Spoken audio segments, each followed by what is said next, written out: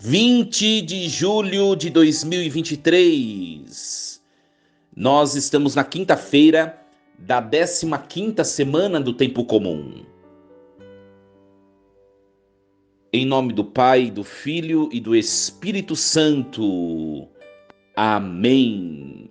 Meus queridos filhos e filhas, muito bom dia. Vos saúdo com a paz de Jesus, nosso Senhor.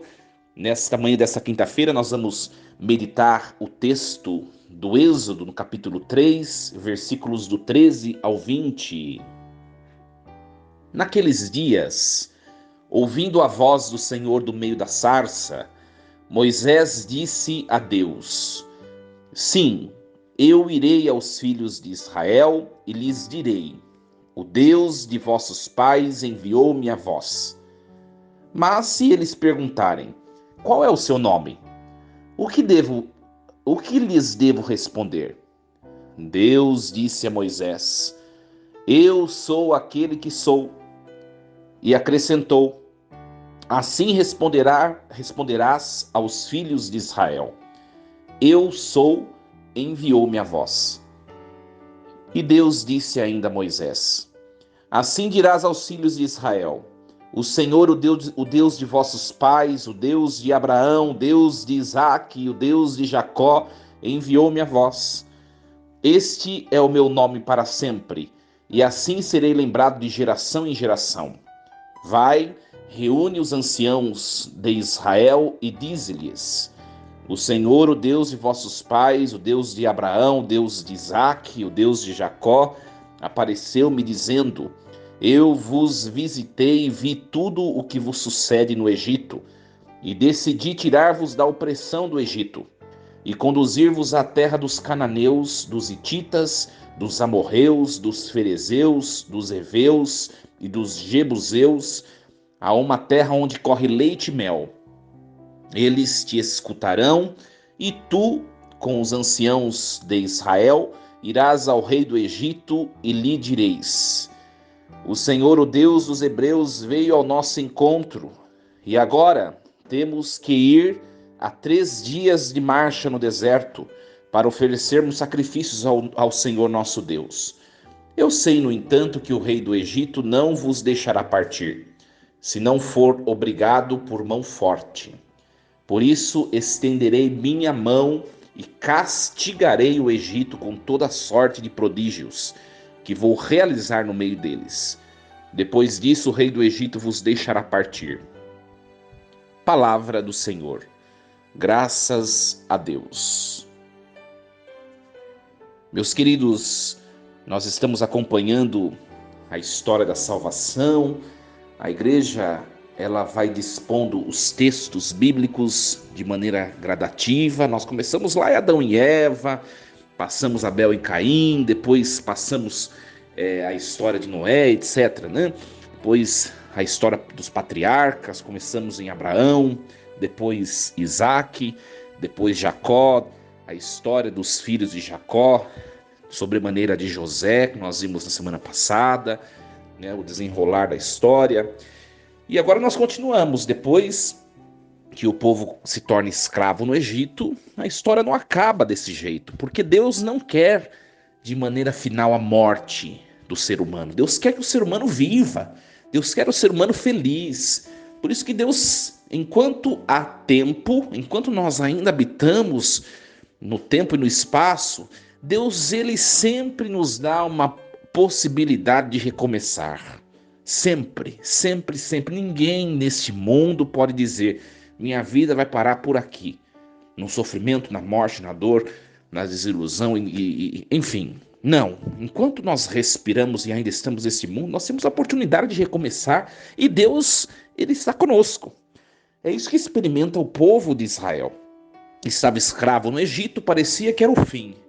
Mas é evidente que Deus não iria deixar o seu povo amado nessa situação de sofrimento, de morte, né? Então Deus escolhe, elege um representante que é Moisés, e Deus vai construindo todas as situações, a ponto de Moisés ter a capacidade, a condição agora como homem forte, de liderar a saída ou a fuga do povo da escravidão do Egito. Nós estamos vendo que é exatamente o que o texto de hoje nos informa, né? Moisés, ele vai no Monte Horebe e ele contempla uma sarça que está se queimando, mas que não se consome. Ele percebe que é algo sobrenatural e de repente ele escuta a voz de Deus em meio àquela sarça. Deus ontem dizia a Moisés: tire as sandálias dos pés, porque o lugar que você está pisando é santo. Ou seja, quando eu estou a falar com você, você precisa se despir, né, da sua fragilidade e abraçar a minha divindade. É o que dizia a Moisés ontem. Deus dizia a Moisés ontem, e nós acompanhamos ontem que o texto termina da seguinte maneira: Moisés dizendo a Deus: como que eu vou tirar um povo do Egito? Olha para mim, olha, eu sou uma pessoa frágil. Olha o exército egípcio, gigante, que escraviza, que explora, que oprime o povo. Como que eu vou fazer isso? E Deus diz: eu vou fazer. Você vai à frente, você é meu instrumento, mas eu quem vou fazer. Nós refletimos sobre isso ontem, né? Quando nós nos revestimos de Deus, deixamos Deus fazer em nós, não há nada que não seja impossível. Não há nada. E hoje a continuação, né?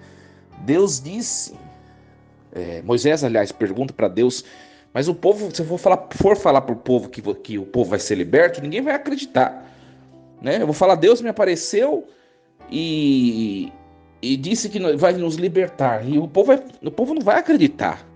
E o povo vai perguntar aqui: como chama esse Deus? Quem é esse Deus? Né? E aí Moisés pede para Deus: se o povo perguntar qual é o seu nome, qual é o nome que eu devo dizer? E aí Deus, ele mostra o seu nome, né? Eu sou aquele que sou, né? Um texto hebraico, uma frase que aparentemente parece uma frase tão redundante: eu sou aquele que sou, né?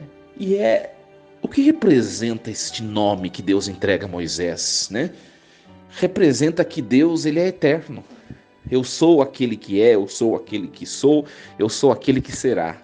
Eu sou eterno. Tudo está nas minhas mãos. Tudo está debaixo da minha providência santíssima. No fundo é isso que Deus está dizendo a Moisés.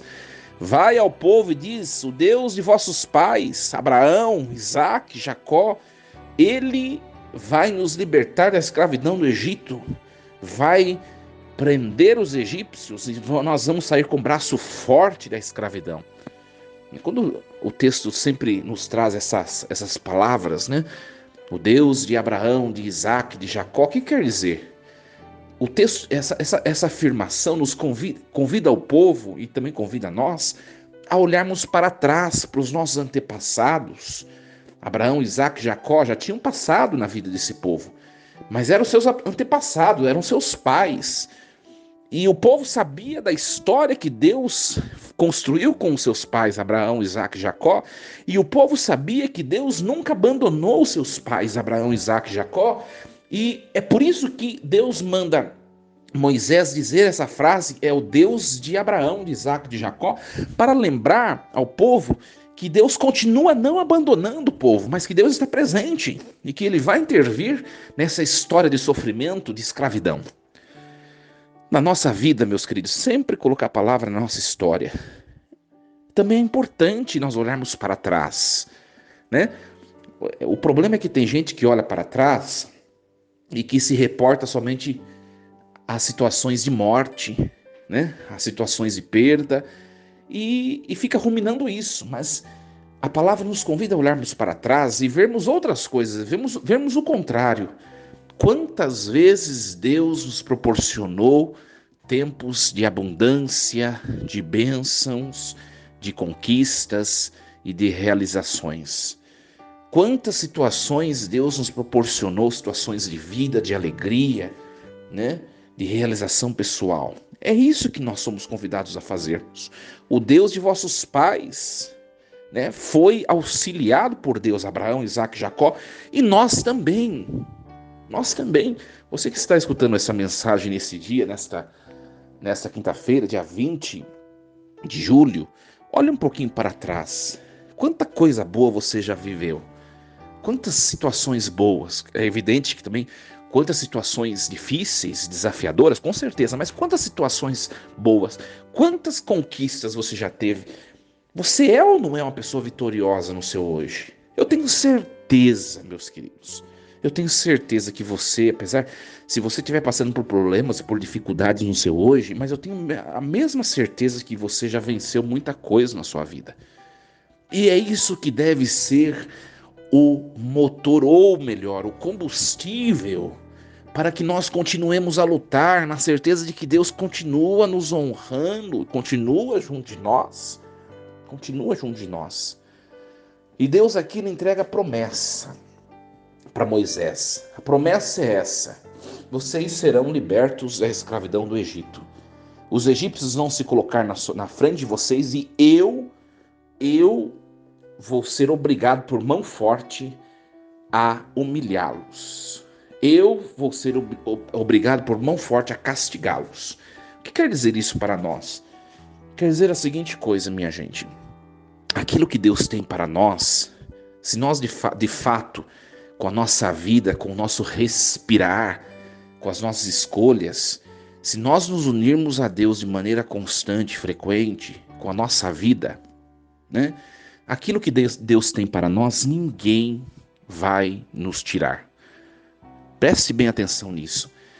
Se você for uma pessoa unida a Deus, com a sua vida, com as suas escolhas, em culto, em adoração, em testemunho, aquilo que Deus tem para você, ninguém vai aplacar ou tirar. Podem vir dificuldades, podem vir sofrimentos, podem vir enfermidades, podem vir dor, podem vir perdas, podem vir tantas que sejam os empecilhos e as objeções. Ninguém impede de acontecer o que Deus tem como projeto, se de fato nós estivermos unidos a Ele. Que Deus nos ajude.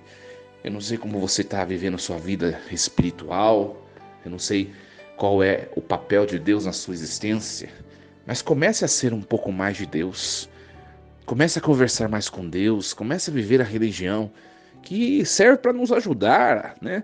Comece a viver de maneira mais responsável. Você vai ver o quanto a obra que Deus vai começar a realizar na sua vida, na sua história, né? Quem abraça Deus com a vida, com seriedade, colocando a Deus como prioridade, não tem que ter medo de nada na vida, com toda certeza. Meus queridos, já nos delongamos bastante. Eu desejo uma quinta-feira abençoada, cheia do poder desse Deus que nos persegue porque nos ama. Que Deus os abençoe abundantemente. Força e coragem, em nome do Pai, do Filho e do Espírito Santo. Amém. E lembremos-nos sempre, Deus está no comando de tudo.